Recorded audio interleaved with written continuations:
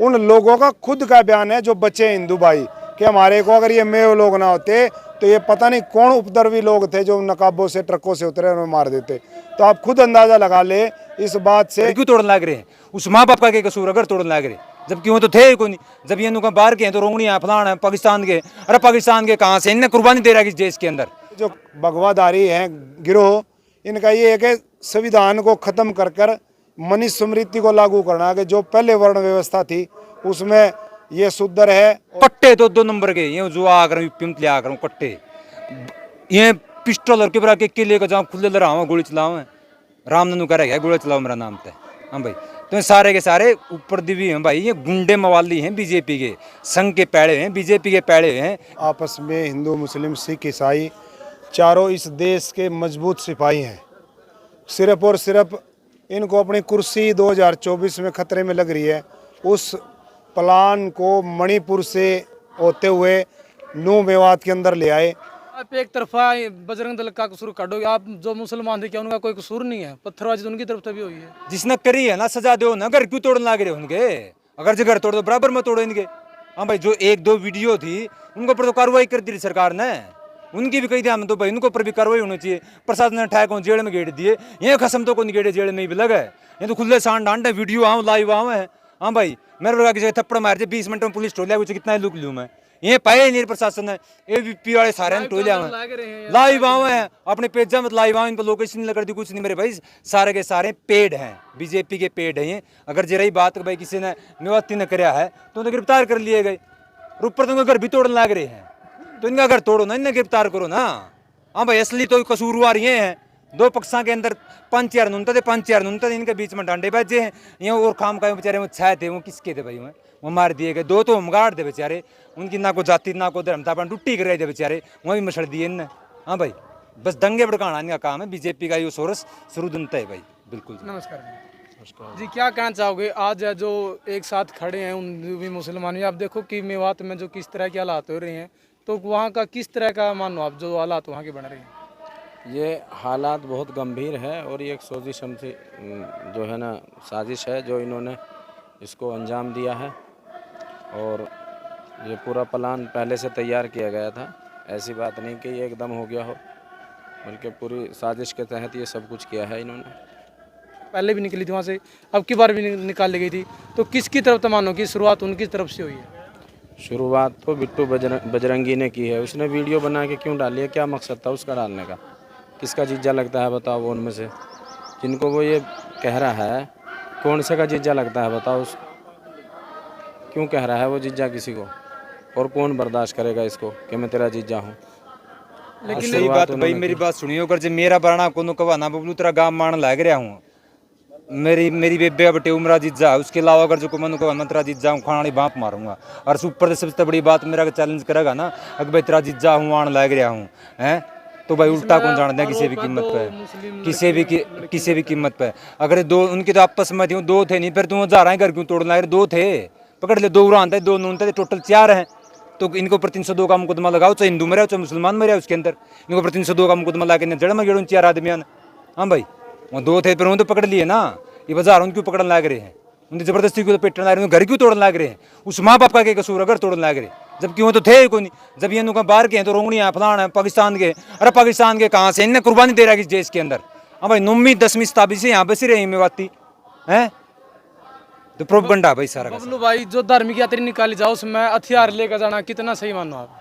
इबनू बताओ भाई, माम तो अगर जब कदे भी जुलूस काटा ना, किसान के पास हथियार में भी है, हथियार भी मर लाइसेंस के खूब जी लाया कर। आज तक ना कदे पब्लिक प्लेस में अगर सोफ ना करे हमने भाई ला देख लो मेरे हथियार हैं, आपको बोलेगा तो गोली मार दें फलाना कर देंगे। तो मेरे भाई जब आप पब्लिक प्लेस में हो ना, ये जो धार्मिक तलवार काट हैं यार, तलवार हाथ में लेकर बंदूक कट्टे तो 2 नंबर के, ये जो आकर यूपी में ले आकर कट्टे, ये पिस्टल और किबरा के किले का जहाँ खुले लड़ा गोली चलाओ राम ननु करेगा गोली चलाओ मेरा नाम पे। हाँ भाई तो सारे के सारे ऊपर दिवी हैं भाई, ये गुंडे मवाली हैं बीजेपी के, संघ के पैड़े हैं, बीजेपी के पैड़े हैं, बीजेपी की उसमें पोषण हो रहे हैं इनका सबका। तो ये कड़िया राम के अनुयायी भी को नहीं, कड़िया इतना राम के अनुयायी बताओ? हम भाई राम के अनुयायी, अपना कर्म वाला राम न मानना हम, जो फर्जी राम न श्री राम का नाम पर जो खान लग रहे हैं उस राम न मान दे, जो कर्म वाला राम है उसने मानना हमारे कर्म है भाई। तो मानो जी आपकी असली में कि हिंदू मुसलमान की लड़ाई है कि एक आप अगला देख के कि हिंदू है उसके एक साथ कोई आपका बैर विरोध है? हमारा किसी के साथ कोई बैर विरोध नहीं है। हम आपस में हिंदू मुस्लिम सिख ईसाई चारों इस देश के मजबूत सिपाही हैं। सिर्फ और सिर्फ इनको अपनी कुर्सी 2024 में खतरे में लग रही है। उस प्लान को मणिपुर से होते हुए नूह मेवात के अंदर ले आए कि हमारे हरियाणा को पहले भी इन्होंने जलाने की कोशिश करी थी 36 और 1 का नारा देकर, भाई जाट और नॉन जाट कराने। लेकिन हमारी समझदार जो कौमें थी, समझदार जो प्रगतिशील और सद्भाव रखने वाले लोग थे, उन्होंने इसको सूझबूझ से लिया और वो टल गया। अब इन्होंने देखा कि मेवात के अंदर 70 से 80% लोग रह रहे हैं, ये वहाँ पर शगुफा छोड़ा जाए, एक यात्रा निकाली जाए और इस यात्रा में परिप्लान तरीके से हथियार ले जाकर और वहाँ पर दंगे कराए जाए। आपने देखा होगा कि सार्वजनिक जगह पर अगर कोई बीड़ी पीता हुआ पाया जाता है उस पर 200 रुपये फाइन है बीड़ी के ऊपर, और एक सार्वजनिक जगह पर हथियार लहरा रहे हैं, गोलियां चला रहे हैं।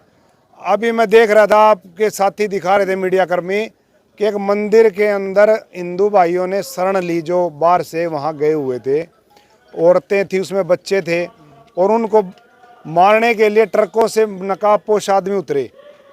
जब उनको मारने की कोशिश करी तो आबादी जो बराबर में रह रही थी उस मंदिर के मेव जो मुस्लिम थे वो आ गए बचाने के लिए। उन लोगों का खुद का बयान है जो बचे हिंदू भाई, कि हमारे को अगर ये मेव लोग ना होते तो ये पता नहीं कौन उपद्रवी लोग थे जो नकाबों से ट्रकों से उतरे और मार देते। तो आप खुद अंदाज़ा लगा ले इस बात से कि ये दंगा प्री-प्लान था या वहाँ का था। इससे ये पता चलता है कि प्री-प्लान था कि हमारे ही लोग इनको मारेंगे और हमारे ही लोग वहाँ जाके इस दंगे को भड़काएंगे। तो दोस्तों, कहीं भी कोई भी मजहब ये नहीं सिखाता कि आपस में बैर विरोध करो। सब मजहब ये शिक्षा देते हैं कि इंसानियत को ज़िंदा रखो। अगर इंसानियत ज़िंदा रहेगी तो ही तो मजहब ज़िंदा रहेगा। अगर इंसान नहीं होगा तो कौन मानेगा धर्म या मजहब को? कौन मानेगा? कोई मानने वाला रहेगा नहीं तो धर्म कहाँ से बचेगा? इंसान को बचाओ तभी धर्म जिंदा रह सकता है। कोई धर्म ये कहा जी कि धर्म बचाने के लिए अगर इंसान का मर्डर करना पड़ा तो मर्डर कर दो। किसी भी मजहब में किसी भी आदमी का कत्ल जायज़ नहीं है, यानी उसको उस कर की कत्ल की सज़ा कानूनन संविधान के अनुसार मिलनी चाहिए, और यही हमारा संविधान कहता है। ये लोगों की इनकी साजिश ये है, ये जो भगवाधारी हैं गिरोह, इनका ये है कि संविधान को ख़त्म कर कर मनुस्मृति को लागू करना, कि जो पहले वर्ण व्यवस्था थी उसमें ये सुधर है और ये वर्ण व्यवस्था उसको लागू करना चाहते हैं। लेकिन इस देश का किसान, जो सर छोटू राम जी ने कहा था कि मेरे भोले किसान 2 बातें सीख ले, एक दुश्मन को पहचान ले, एक बोलना सीख ले। किसान ने बोलना भी सीख लिया और दुश्मन को पहचानना भी सीख लिया। उनको पता है कि कौन मेरा हितैषी और कौन मेरा हितैषी नहीं है। अब 2024 के आने वाले इलेक्शन में इसका मुंह तोड़ जवाब देने के लिए इस प्रदेश से एक मुहिम शुरू हुई है, और वो पूरे हिंदुस्तान में वो मुहिम को अलख जगाने के लिए किसान और कमेरा वर्ग और मजदूर साथ खड़े हैं। ठीक है, धन्यवाद जी। तो बातचीत करी है आपने, इस वीडियो को शेयर करना है और आपकी राय अपने कमेंट बॉक्स में नहीं। ओके दोस्तों, मिलेंगे अगली वीडियो में। वंदे मातरम।